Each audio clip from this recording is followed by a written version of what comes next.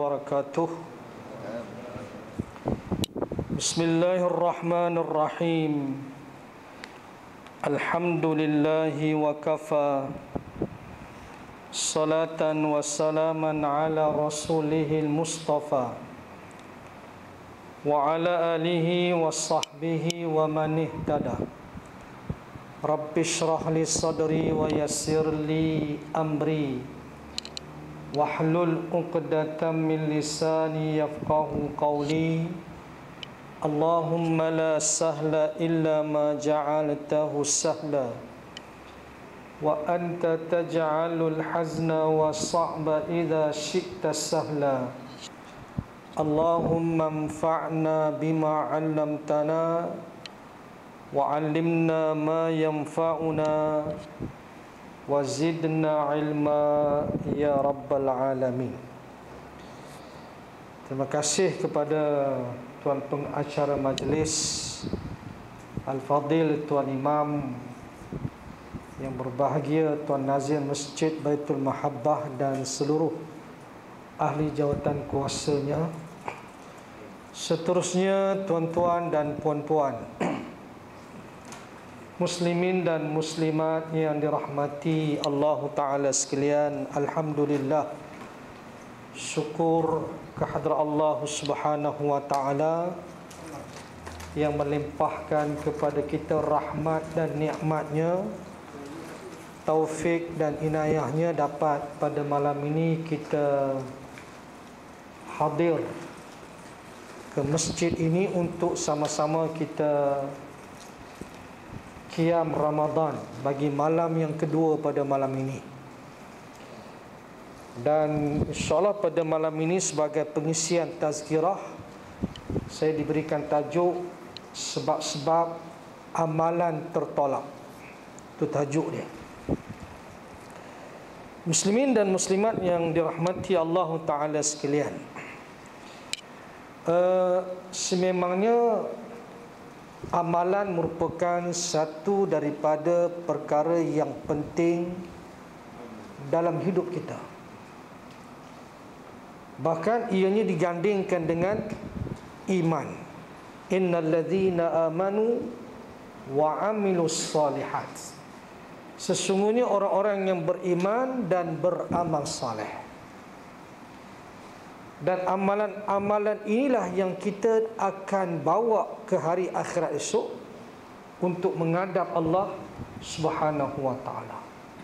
Amalan solat kita, puasa kita, zakat yang kita keluarkan, sedekah yang kita sumbangkan, dan seluruh amalan soleh yang kita lakukan ini, kita mengharapkan ganjaran dan penerimaan daripada Allah Subhanahu wa Ta'ala. Cuma kita nak pastikan amalan kita itu tidak ditolak oleh Allah Ta'ala. Ada beberapa sebab kenapa amalan ditolak. Yang pertama ialah syirik kepada Allah, menyengutukan Allah dengan sesuatu. Ini berdasarkan kepada firman Allah Ta'ala, la in asyrakta la yahbatanna amaluk wa la takunanna minal khasirin. Surah Az-Zumar ayat 65, yang bermaksud, sesungguhnya sekiranya kamu menyengutukan Allah, nescaya batallah amalan kamu, tertolaklah amalan kamu, dan sesungguhnya dan kamu akan tergolong di kalangan orang-orang yang rugi. Maknanya bila syirik saja tuan-tuan, amalan solat yang kita lakukan selama ini, puasa selama ini, zakat yang kita keluarkan selama ini, semuanya terbatal, terhapus, dan semasa syirik dia tidak diterima amalannya. Selagi mana dia tidak kembali semula kepada Islam dengan mengucap dua kalimah syahadah dan membatalkan kesyirikan dia, barulah amalannya diterima. Itu pun bermula daripada kosong. Amalan yang lepas itu dah habis dah, langsai dah tak boleh nak kembali semula kepada dia, dengan sebab syirik. Walaupun sekali syirik yang ia lakukan, tak perlu banyak kali, sekali syirik menyebabkan seluruh amalan tertolak, terbatal, terhapus, dan semasa syirik amalannya juga tak diterima oleh Allah Subhanahu wa ta'ala. Itu yang pertama. Yang kedua, riak. Riak ni maknanya menunjuk-nunjuk. Riak ni berasal daripada perkataan ra'a. Ra'a ni maknanya melihat. Maknanya dia nak amalannya dilihat oleh orang. Itu niat dia. Kan? Niat dia solat ni supaya orang lihat dan orang tengok dia solat. Dia nak tunjukkan solat dia kepada orang. Dia derma, dia nak tunjukkan derma dia kepada orang supaya dia mendapat pujian. Kan? Pujian, sanjungan dan seumpama. Itu makna riya.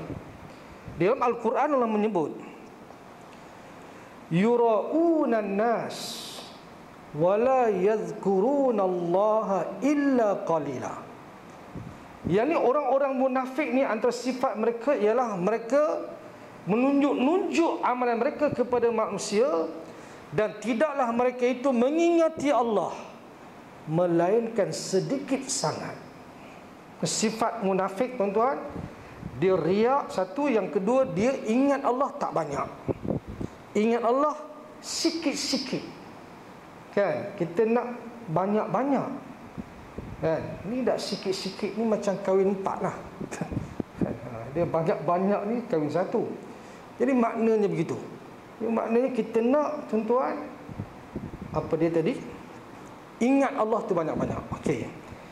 Dan dalam surah apa tu? Dalam surah Al-Ma'un kan, Allah menyebut fawailul lil musallin alladzina hum an salatihim sahun alladzina hum yura'un wa yamna'unal ma'un. Maka celakalah bagi orang-orang yang solat. Celaka, solat pun celaka tuan-tuan. Solat pun masuk neraka juga. Wail dengan makna juga neraka bagi orang yang solat. Kalau orang yang tak solat ni tuan-tuan, confirm masuk neraka. Yang solat pun masuk neraka, yang tak solat memang confirm. Bagaimana orang yang solat itu masuk neraka? Iaitu yang lalai daripada solat mereka. Lalai ni makna apa? Lalai ni makna bila dah dekat dengan masuk waktu asar baru nak sembahyang zuhur. Bila dah dekat masuk maghrib baru nak asar. Bila dah dekat masuk isyak baru nak maghrib, sembahyang juga. Tapi sembahyang itu di hujung-hujung waktu, dia melengah-lengahkan waktu. Lalai sini bukan makna kita solat dalam keadaan tidak khusyuk. Bukan maksud tidak khusyuk di situ. Sebab solat ni tuan-tuan, nak dapat kekhusyukan seluruhnya bukan sesuatu yang mudah. Tapi kita nak, paling tidak pun kita nak khusyuk kita tu melebihi 50%. Itu yang kita nak. Tapi kalau 10% itu kira sangat sedikit dan pahala kurang. Itu sebab tuan-tuan, solat kita ni diperpandukan kepada kekhusyukan kita. Khusyuk lebih, pahala lebih. Khusyuk kurang, pahala kurang. Itu kita kena jaga kekhusyukan kita. Mana kita kena tumpukan perhatian kepada solat, bacaan imam. Nanti kita ikuti bacaan dia. InsyaAllah. Ikuti ni makna kata tadabbur dengan hati dan fikiran kita, insyaAllah. Jangan kita duk fikir benda lain. Tinggalkan urusan yang lain lah. Sebab solat ni untuk apa? Allah kata wa aqimus salata lidzikri. Dan dirikanlah solat itu untuk mengingatiku. Tujuan solat untuk ingat Allah, bukan untuk ingat sesiapa. Tapi ialah kadang-kadang bila solat tu lah duk ingat tu. Kan? Yang tu nak ingat, hak hilang lah, hak yang itulah. Kan? Kunci kereta hilang. Bila solat baru teringat, oh letaknya di situ. Bila tak solat tadi tak ingat juga. Makna solat ni juga bagus jugalah, teringat kita benda-benda hilang. Jadi begitu. Kemudian yura'un, yakni yang menunjuk-nunjuk. Sesiapa yang riak, tempatnya dalam neraka. Dan juga yang tidak memberikan bantuan. Wa yamna'unal ma'un, maknanya dia tidak memberikan pertolongan, bantuan, makanan dan seumpamanya. Baik. Itu yang disebut sebagai riak. Bahkan kalau kita merujuk kepada satu hadis yang agak panjang, saya nak ringkaskan saja, iaitu hadis daripada iaitu hadis Abu Hurairah yang agak panjang, riwayat Muslim, hadis sahih, iaitu berhubung dengan 3 orang yang dihisab di hari mahsyar nanti. Antara orang yang pertama-tama dihisab esok, tuan-tuan, ialah orang yang mati syahid. Ini orang yang agak awal dihisab di hari akhirat.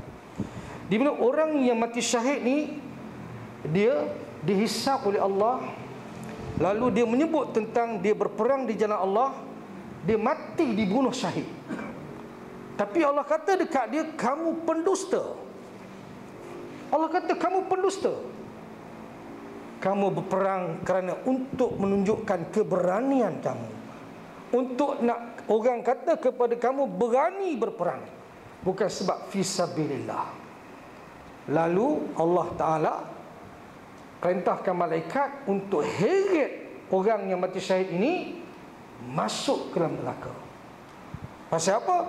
Sebab bukan fisabilillah, tapi dia nak tunjuk kata dia berani berperang. Kemudian yang keduanya pula orang yang menderma, menyumbang, dihisab oleh Allah Ta'ala. Dia menyebut tentang bagaimana dia menyumbang pada masa hidup dia. Lalu Allah kata dekat dia, kamu pendusta. Kamu menyumbang, kamu derma untuk kamu dipuji, disebut-sebut nama kamu sebagai dermawan, pemurah dan seumpamanya. Lalu Allah perintahkan malaikat untuk heret orang yang derma ini masuk dalam neraka. Sebab dia derma bukan sebab lillahi ta'ala. Dia derma kerana nak riak, nak tunjuk kata dia derma, dan dia seorang yang nak disanjung, dipuji. Dan orang yang ketiga pula, orang yang ada ilmu, yang mengajar, dan orang yang baca Quran, yang pandai baca Quran. Tetapi yang mengajar ni, dia mengajar sebab apa? Sebab dia nak disebut dia seorang alim, nak tunjuk dia alim, dialah pandai. Maknanya dia bangga dengan kealiman, dia tidak ada rasa rendah diri, tawaduk dengan ilmu yang Allah sumbangkan, Allah berikan kepada dia. Dan begitu juga orang yang baca Quran ini, dia baca Quran ini untuk apa?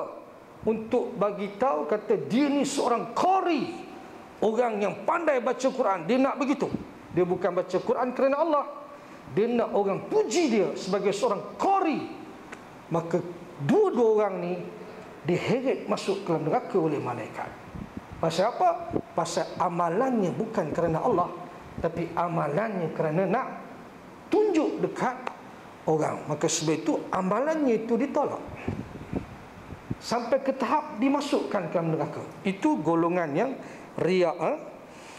Kemudian golongan yang ketiga, banyak lagi sebenarnya nak sebut ni, tapi masa 5 minit lagi ya. Golongan yang ketiga yang ditolak amalannya ialah percaya kepada tukang tilik. Tukang tilik, tok nujum Nujum Pak Belalang tu kan. Jadi dia pergi jumpa tukang tilik ni, makna bomoh lah, dukun pawang ni kan. Dalam hadis riwayat Muslim, Nabi menyatakan daripada Sofiyah binti Abi Ubaid, man ata arrafan fasa'alahu an syai'in fasaddaqah lam tuqbalu salatu 40 yaumah. Iaitu sesiapa yang mendatangi tukang tilik, lalu dia bertanya sesuatu kepada tukang tilik tentang sesuatu, kemudian dia percaya kepada apa yang dikatakan tukang tilik, tukang ramal itu, maka tidak diterima solatnya selama 40 hari. Solatnya yakni tak diterima ni, maknanya tak dapat pahala. Solat tetap wajib, Solat mesti solat. Kalau dia tak solat, dia berdosa. Tapi selama 40 hari lepas dia jumpa tukang tilik, dia percaya kepada apa yang dikatakan tukang tilik itu, tuan-tuan, maka menyebabkan 40 hari solatnya tak diterima oleh Allah Ta'ala. Makna kata sia-sia kan? Padahal patut dia dapat pahala, tak dapat. Pasal dengan sebab amalan dia pergi jumpa tukang tilik. Itu sebab jangan pergi jumpa Tok Bomo kan? Pergi jumpa Tok Bomo, tengok kan? Kemudian bagi nama sekian-sekian. Oh, Tok Bomo dia kata ni memang ini orang buat ini. Siapa dia buat? Alah, bukan orang jauh, orang dekat lah. Jadi kucak kacir habis, tuan-tuan. Mesti punya. Pergi jumpa tukang tilik ni mesti akan, dia kata mesti ada orang buat ni. Tak ada kata tak ada apa. Sungguh, tuan-tuan. Tok Bomo ni penipu, tuan-tuan. Kan, Piramli dah cerita dah. Bomo penipu, orang sampai pergi jumpa dia. Maknanya memang mesej tu tak sampai lagi dapat gaya dia. Kan, tak usah duk jumpa Tok Bomo lah. Kan, jumpa Tok Imam tak apa. Kan, dia boleh bagi nasihat. Ni jumpa Tok Bomo mengarut-ngarut ni, tuan-tuan. Ni sebab tu, ni makna kata menyebabkan 40 hari amalan tak ada. Okey, itu yang ketiga. Yang keempat,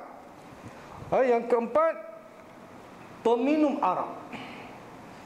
Orang yang minum arak ni, tuan-tuan, selama 40 hari juga solatnya tak diterima oleh Allah. Makna kata solatnya itu macam tadilah, tak dapat pahala. Solat tetap kena solat, tapi pahala tak dapat. Itu yang keempat. Yang kelima, orang yang mengungkit pemberian. Dia dah bagi dah, sedekah dah. Lepas sedekah dia ungkit, tuan-tuan, habis amalan tu. Ini berdasarkan kepada firman Allah Ta'ala, ya ayyuhallazina amanu la tubtilu sadaqatikum bil manni wal adha. Wahai orang-orang yang beriman, janganlah kamu batalkan sedekah kamu dengan mengungkit-ungkit dan menyakiti orang lain. Ada juga setengah tu dia bagi juga, dia hina orang dulu. Apa punya miskin, kan, merempak, bangsat nak ambil. Itu makna sedekahnya itu ditolak juga. Sebab dia menyakiti orang yang menerima sedekah. Ini makna kata amalannya ditolak, sedekah ditolaklah. Kemudian yang keenam, iaitu seorang isteri yang nusus, yang keluar rumah, yang tidak mendengar cakap suami dia, yang dimurkai oleh suami, tidak diterima juga solat mereka selagi mana mereka tidak balik mentaati suaminya. Ingat tu, orang perempuan yang nusus, yang tiada sebab kenapa dia nak keluar taat pada suami dia, lalu dia keluar rumah ke, dia tak balik ke, tuan-tuan, selama mana dia tak balik, selama itulah solatnya ditolak oleh Allah Ta'ala.